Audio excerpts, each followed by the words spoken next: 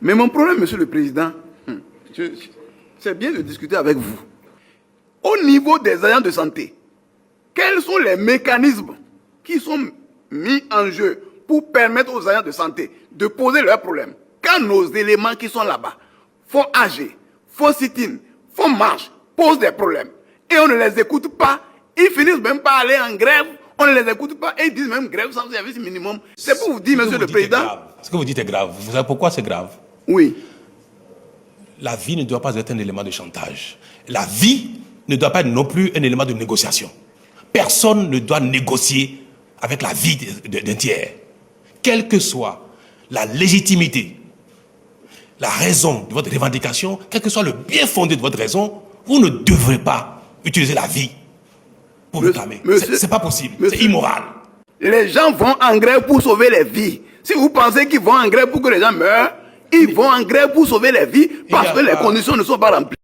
Ça peut être à tort. Et les institutions de la République peuvent recaler certaines autres institutions qui parfois font des choses qui ne sont pas conformes à la compréhension de ceux qui ont le dernier jugement. Si quelque chose relève des prérogatives du Parlement, concédons-lui ça. Si quelque chose relève des prérogatives, un choix relève des prérogatives du gouvernement, concédons-lui le choix, même parfois qu'il le fait s'il se trompe. Mais ne dites pas que le fait d'exercer cette prérogative, faire ce choix, est un crime. L'Assemblée vote des lois, conformément à la Constitution. Le gouvernement aussi propose des lois, échange, fait des choix, conformément à ses prérogatives, de réformer le pays, d'avancer, de travailler pour l'intérêt général.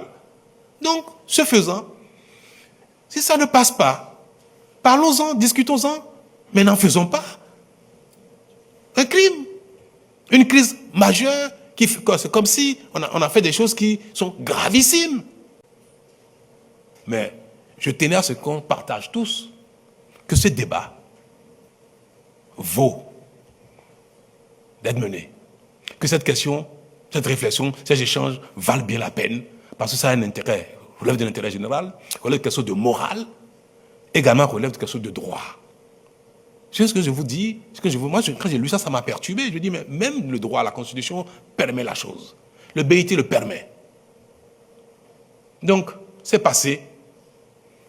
Reprenons le travail et continuons les négociations comme nous étions en train de le faire sur divers sujets, sans que nous restions dans l'ambiance générée à tort par cet événement de réforme. Je m'en voudrais de ne pas prendre la parole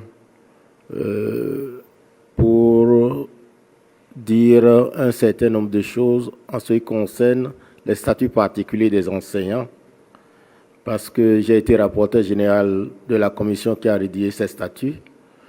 Par rapport à l'évaluation financière, j'étais toujours dans la commission, mais je tenais quand même à dire que on peut vous aimer, on peut vous haïr, mais on ne peut pas être indifférent au caractère structuré du discours que vous tenez ce soir.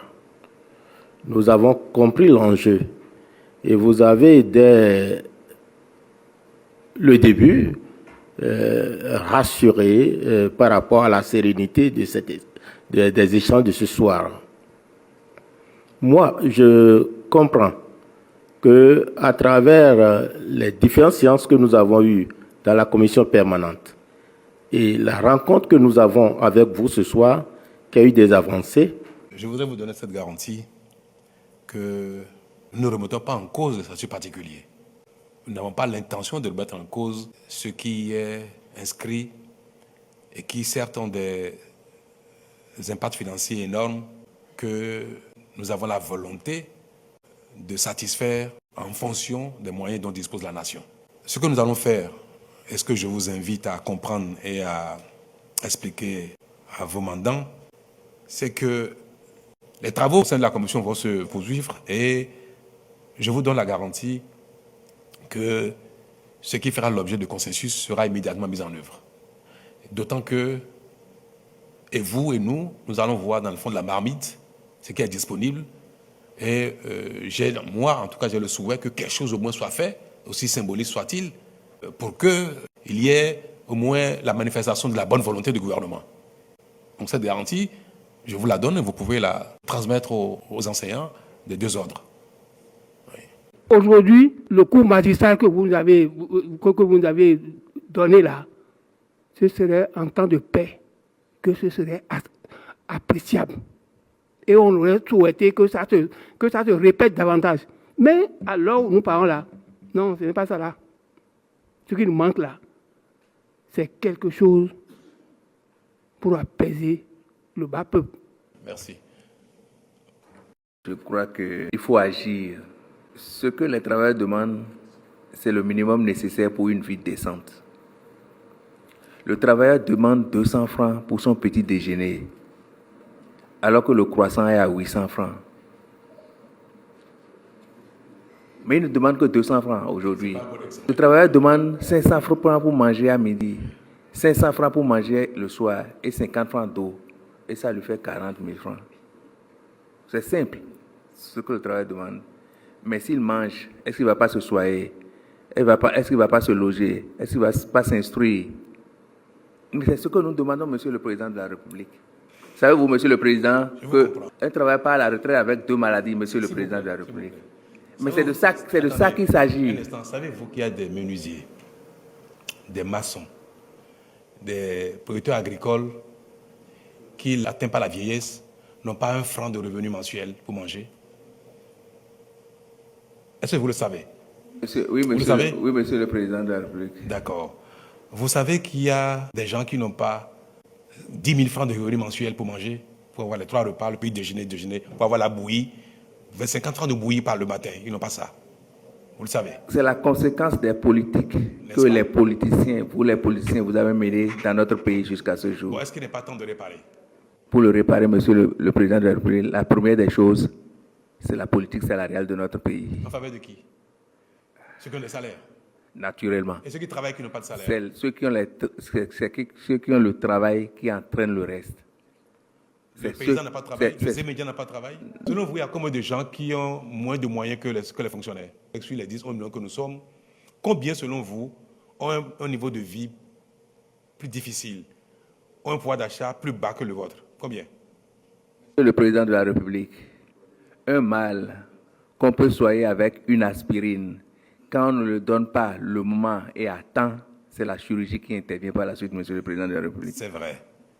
Mais quand, pour soigner le mal, il faut 70 milliards par an, et qu'on ne les a pas, comment on fait? Comment on fait? Non, Monsieur le Président de la République. Pendant ce temps, on a besoin peut-être de 10 milliards.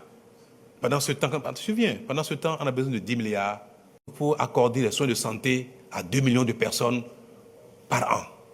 On a besoin peut-être de 5 milliards pour mettre en place la microfinance à des gens qui, s'ils ont 200 000 francs CFA, leur vie va changer. C'est ça, la gestion de la caisse commune. Parce que ce qu'on utilise pour payer vos salaires et pour vous donner ces 40 000 francs de plus, c'est ce que cotise chacun des Béninois, y compris ceux qui n'ont pas accès aux soins de santé, y compris ceux qui n'ont même pas du tout accès à l'éducation. Et aussi, ils payent. Et c'est eux qui sont les plus nombreux, c'est eux qui payent davantage. Et c'est pour ça que je disais tout à l'heure que notre rôle est d'utiliser la caisse commune dans laquelle cotise chacun de nous et davantage ceux-là, ils payent plus que nous. Les plus pauvres contribuent à la caisse commune plus que nous qui sommes les privilégiés. Comment on fait pour que, globalement, bien que ce que vous avez aujourd'hui ne vous suffise pas pour satisfaire les besoins essentiels, ceux qui ont encore moins, qui n'ont même pas accès à l'eau potable, et dont c'est l'argent qui vous paye, pardon. Je vais ouvrir une parenthèse, parce que cette question, à force d'en parler, heurte mon éthique, ma morale, en tout cas, depuis que je suis au contact de la réalité. Les gens cotisent, payent pour payer les salaires des fonctionnaires. Mais ceux-là, beaucoup d'entre eux n'ont pas accès à vos services.